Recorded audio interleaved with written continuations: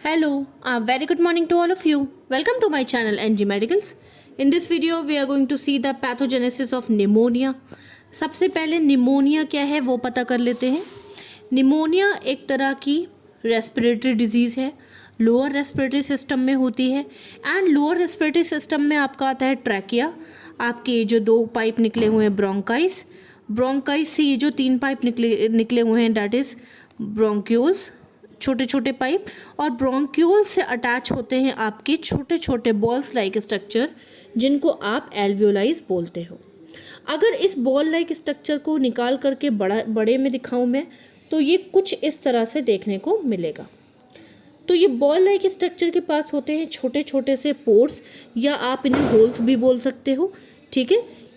इसके अलावा इसके आसपास होते हैं रिच ब्लड सप्लाई, ठीक है, या ब्लड कैपिलरीज। ओके, तो ये एल्वियोलाइज का मेन काम क्या है कि गैसियल एक्सचेंज में हेल्प करती है, ठीक है, गैसेस को एक्सचेंज करने में हेल्प करती है।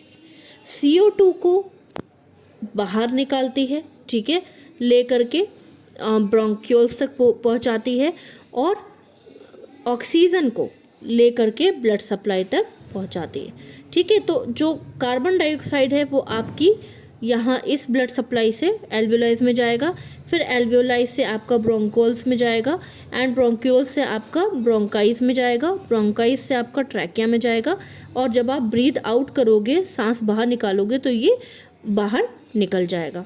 उसी तरह से जब हम ब्रीथ इन करते हैं, सांस अंदर लेते हैं, तो ऑक्सीजन अंदर जाता है, इस एरिया से यहाँ तक अंदर जाएगा, फिर ये आपके एल्वियोलाइज में चला जाएगा। अब एल्वियोलाइज क्या करेंगी कि इस ऑक्सीजन को ब्लड सप्लाई में दे देंगी, ठीक है। तो ये एक तरह का गैस एक्सचेंज करती हैं, ऑक्सीजन को दे देती हैं और कार्बन डाइऑक्साइड और अदर वेस्ट गैसेस को ले करके बॉडी से बाहर निकालने का काम करती हैं। तो आप कह सकते हो कि ये बहुत इम्पॉर्टेंट काम कर रही हैं। दूसरी चीज़, निमोनिया में प्रॉब्लम हो रही है कि आपकी एल्वियोलाइज ब्लॉक हो रही हैं, ठीक है। तो जो एल्वियोलाइज है ये आपकी इसके अंदर ब्लॉकेज हो रहा है due to the infection and inflammation. क्यों हो रहा है, पैथोजेनेसिस देख लेते हैं। तो सबसे पहले इटियोलॉजी की वजह से, इटियोलॉजी में आपके बहुत सारे माइक्रो ऑर्गेनिजम्स आ जाएंगे, mainly bacteria like streptococcus, staphylococcus aureus, Klebsiella pneumonia, ठीक है, इस तरह के माइक्रो ऑर्गेनिजम्स आ जाएंगे। एयर के थ्रू ये माइक्रो ऑर्गेनिजम्स आपके अंदर एंटर करेंगे, ठीक है। एंटर करने के बाद ये सबसे पहले क्या करेंगे, क्योंकि ये बैक्टीरिया हैं तो इनको अंदर सरवाइव करने के लिए न्यूट्रिशन की ज़रूरत पड़ती है। न्यूट्रिशन की नीड फुलफ़िल करने के लिए ये आप ही की ब्लड सप्लाई से न्यूट्रिशन ले करके, ठीक है, ब्लड ले करके आगे की ओर या नीचे की ओर जाने के लिए एक्टिवेट हो जाएंगे। तो जैसा कि मैंने आपको बताया कि अपर रेस्पिरेटरी ट्रैक से ये इस तरह से ब्रीदिंग के थ्रू अंदर गए। अब अंदर जाने के बाद ये डायरेक्टली लोअर रेस्पिरेटरी ट्रैक में नहीं जाएंगे, ये सबसे पहले क्या करेंगे, आपकी ये जो लाइनिंग है, ठीक है, ये जो आपकी म्यूकोसा है, ये आपके एपिथेलियल सेल से मिलके बनी हुई है। यहाँ पे देख लो, एपिथेलियल सेल से मिलके ये बनी हुई है, ठीक है। तो ये सबसे पहले आपके एपिथेलियल सेल्स को क्या करेंगी, डीजनरेट करेंगी, ठीक है।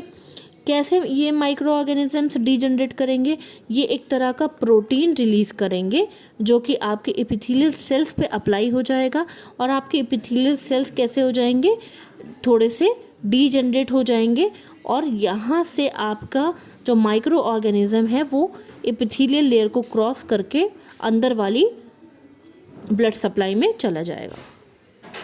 तो पहले देखिए ये माइक्रो ऑर्गेनिजम्स एपिथेलियल लेयर पे अटैच हो गए थे, फिर इन्होंने इस तरह का ग्रीन कलर का ये प्रोटीन रिलीज़ किया। इस प्रोटीन के रिलीज़ करने के बाद इनको एंट्री मिल गई, और एंट्री मिलने पे ये इसकी एपिथेलियल लेयर के पीछे वाली ब्लड सप्लाई से जाकर के न्यूट्रिशन ले रहे हैं। अब जब इन्होंने न्यूट्रिशन ले ही लिया है तो ये क्या करेंगे, अब इनके पास पावर आ गई है, ठीक है, ये स्ट्रांग हो गए हैं, अब ये अपने आप को रेप्लिकेट करेंगे, ठीक है, ठीक है, रेप्लिकेट करेंगे।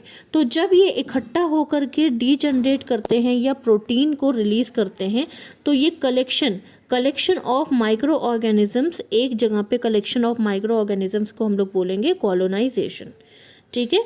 ओके, कॉलोनाइजेशन के बाद इन्होंने प्रोटीन रिलीज किया है, ब्लड सप्लाई से ब्लड लिया है और अब अपने आप को रेप्लिकेट करने लगे हैं। ठीक है, तो ये जल्दी जल्दी अपने आप को डिवाइड करेंगे, जल्दी जल्दी एक से दूसरा, दूसरे से तीसरा, तीसरे से चौथा माइक्रो ऑर्गेनिज्म बनाएंगे।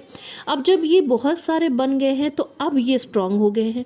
स्ट्रांग होने के बाद अब ये जाएंगे आपके लोअर रेस्पिरेटरी ट्रैक में और ये डायरेक्टली कहाँ जा कर के रुकेंगे, एंड पॉइंट पे जा कर के रुकेंगे। एंड पॉइंट कौन सा है हमारा, एंड पॉइंट है हमारी ये एल्वियोलाइज। ठीक है, तो ये कहाँ गए, इसके अंदर जा कर के एंटर कर गए। ठीक है, ये देखो ये माइक्रो ऑर्गेनिजम्स आपके एल्वियोलाइज के अंदर एंटर कर गए। अब जब ये एल्वियोलाइज के अंदर इस तरह से एंटर कर गए तो हमारी बॉडी क्या करेगी, एंटीबॉडीज़ प्रोड्यूस करना स्टार्ट करेगी। भाई एंटीबॉडीज़ प्रोड्यूस नहीं होंगी तो इन्फेक्शन तो बहुत जल्दी आपको पकड़ लेगा ना। तो हमारी एंटीबॉडीज़ क्या करेंगी, जल्दी से यहाँ पे आ जाएंगी एल्वियोलाइज के पास और इसको किल करने के लिए एक्टिवेट हो जाएंगी। जब ये एक्टिवेट हो जाएंगी तो अब यहाँ पे क्या होगा, एंटीजन एंटीबॉडी रिएक्शन, यानी कि माइक्रो ऑर्गेनिजम्स भी अपने आप को बचाने के लिए कोई ना कोई एक्टिविटी करेंगे और लड़ेंगे एंटीजेंस एंटीबॉडीज से। ठीक है, तो एट लास्ट क्या होगा, एंटीजन एंटीबॉडी रिएक्शन। जब एंटीजन एंटीबॉडी रिएक्शन होगा तो आसपास के हेल्दी टिश्यूज़ भी डैमेज होना स्टार्ट हो जाएंगे।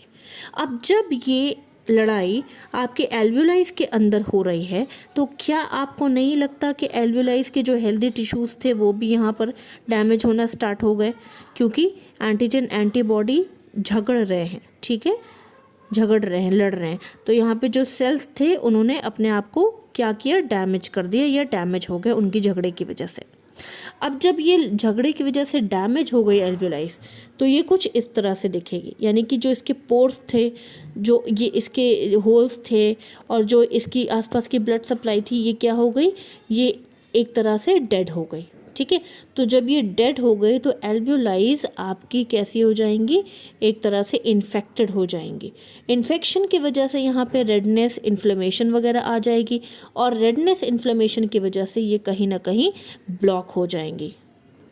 ठीक है, एक बार एल्वियोलाइज आपकी ब्लॉक हो गई, this condition is known as pneumonia. ठीक है, अब हम लोग देख लेते हैं नोट्स।